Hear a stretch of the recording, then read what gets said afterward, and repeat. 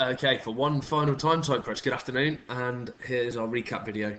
And we are going to draw together all of the things that we've learnt and we've thought about over the last few days today to see if we can support other people in their understanding of mental health, and if they are in a tricky situation, what sort of advice could we offer them to support. And we first of all looked back to Sasha, who we looked at last week, and we thought about how actually, although right at the time she found it a very, very tricky situation and it might have been very difficult for her to see any positives there, actually we learnt a bit more about how over time things improved for her, and she did use some of your strategies that you suggested last week, such as speaking to other people, joining another club, and actually we said that as time went on, her feelings we're going to become much more positive. And it's really important to remember that just because something feels really difficult at the time, that doesn't mean to say it's going to stay like that forever. And using a number of strategies, we can help to increase people's mood and the way they feel about certain situations. Now, today, you're going to respond to some anonymous letters, okay?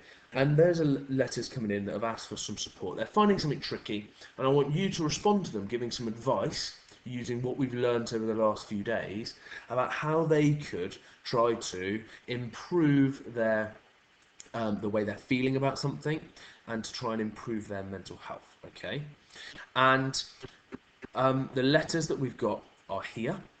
Okay, so you need to read the letter and then respond. What could they do? Okay, and who could they talk to try and get themselves out of this situation?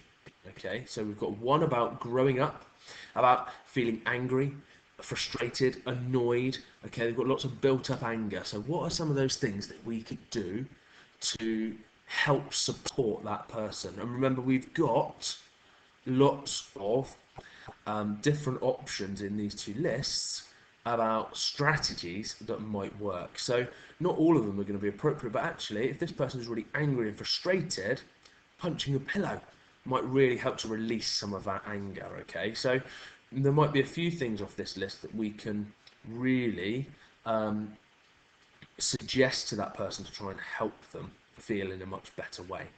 There's then a second letter that I'd like you to respond to about someone feeling a bit anxious, a bit nervous about tests that they do in school. So they're really worried about that. And again, which strategies, either from the list or ones that you know that maybe work for you or that you've heard other people talk about, would really support them to feel much more positively about these tests and about themselves. So you're going to respond to these two letters from me today, okay? And then what I want you to think about and just send back to us as well is just think around these sentence stems. So over the last, not just this lesson, but over the last few sessions that we've done since being in isolation, what have you learned about? What have you developed in terms of your understanding around mental health? Um, what have you thought about? Maybe differently, maybe you've changed your opinion on something. And is there anything that you'd like to know more about? And I said that that will really help inform what we're going to look at over the next couple of days in school as well. Um, and we discussed about how we may be able to assist and support other people. Okay, so what have you learned? How's your knowledge? Have you progressed as a person as a result of thinking about some of these issues? Okay, so I'll see you all tomorrow morning, and I look forward to seeing your work on Class Dojo.